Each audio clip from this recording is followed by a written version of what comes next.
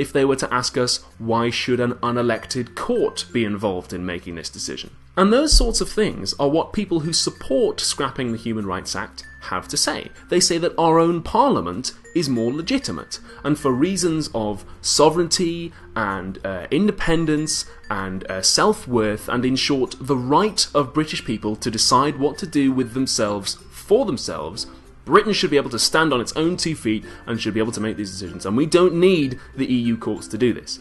These are what Waldron calls process-related reasons. They are reasons that come into play when we're deciding who should make these decisions that don't reference the outcome we want, they only reference who we think should be involved. But Richard Fallon says it's not quite that simple.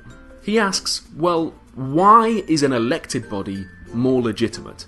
Well, because it's directly accountable to the people, it tends to produce the outcomes that we want, which in this case is the defence and upholding of people's human rights.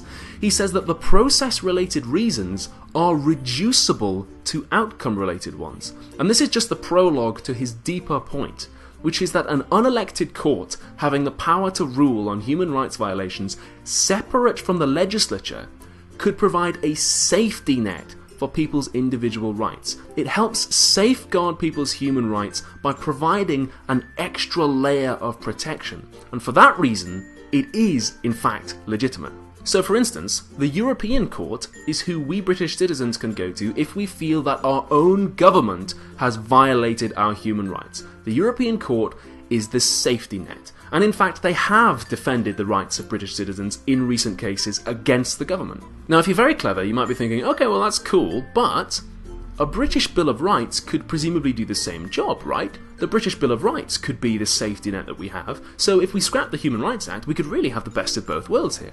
Well, unfortunately, because a British Bill of Rights would be set by the same system of politicians, there wouldn't actually be any point in having it. Part of the point of the safety net is that it provides a different point of view. So we're talking here about disagreements over whether the law has violated somebody's human rights. And different institutions and professionals will be sensitive to different reasons and points of view within that discussion. The law is already set by our elected government, and it already constitutes what the elected government thinks is a human rights violation and what they think is an acceptable law that manages to avoid it. A British Bill of Rights set by our own government would just provide the same point of view on that again, so there would be no point in having it. It would be superfluous, or at the very least, it wouldn't be better than the system we already have with the European Court. And by the way, this idea that points of view in the safety net shouldn't be superfluous is how Fallon gets around the obvious question, well, why don't we just have 1,000,000 safety nets then?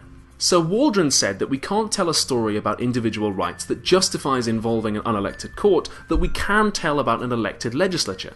And Fallon is saying, yes, we can. We can actually tell a bloody good story about that. So just to summarise, even if the European Court was an unelected body, which it isn't, remember, there would still be a very strong argument for having it, because it provides a safety net for British citizens when we feel that our rights have been violated by our own government. And that's a safety net that we couldn't get from a British Bill of Rights. But I'm probably just reading too much into it. Or am I?